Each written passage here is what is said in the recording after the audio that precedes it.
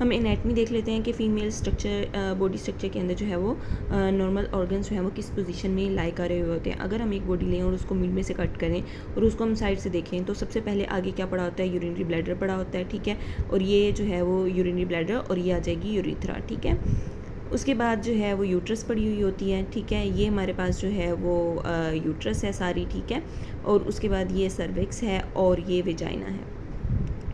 उसके बाद पीछे जो है वो ये रेक्टम है। अब ये जो पेरिटोनियम है ना, इसने यहाँ से कवरिंग बनाई हुई है, ये पेरिटोनियम जा रही है, कवर कर रही है और पीछे एक पाउच बना रही है यूट्रस और रेक्टम के दरमियान में, इसे कहते हैं पाउच ऑफ डगलस, ठीक है।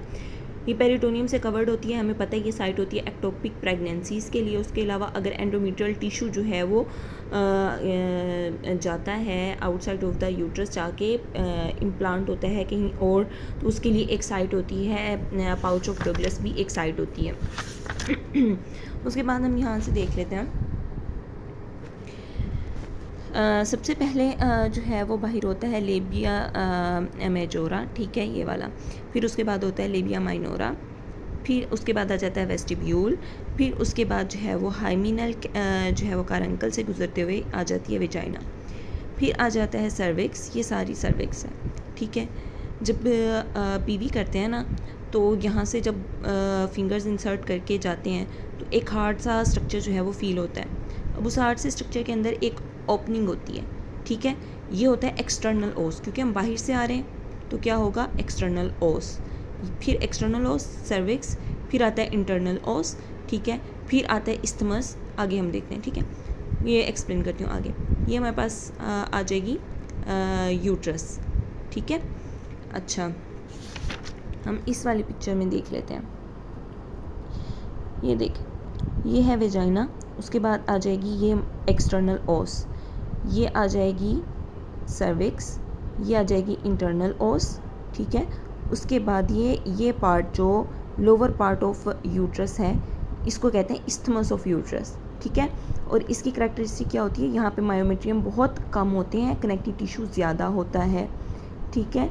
उसके बाद ये हमारे पास आ जाएगी बॉडी ऑफ यूट्रस और ये हो जाएगी फंडस ऑफ यूट्रस। उसके बाद हम देख लेते हैं फ्लोपियन ट्यूब।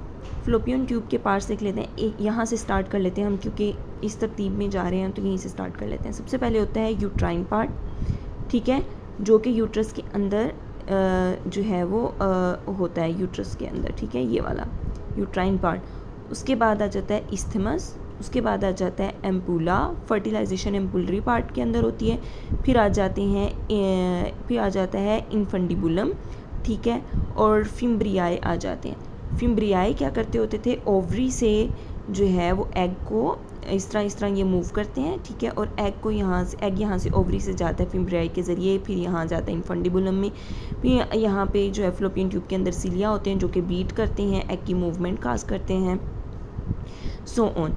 अगर सीलिया की मूवमेंट जो है वो डिस्टर्बटेड हो जाए तो इसकी वजह से क्या हो सकता है, एबनॉर्मल एक्टोपिक प्रेगनेंसीज हो सकती हैं। यहीं पे जो है वो ज़ाइगोट इम्प्लांट हो सकता है, क्योंकि सीलिया ने बीट नहीं किया और ज़ाइगोट आगे नहीं गया। ये पड़ी हुई है ओवरी।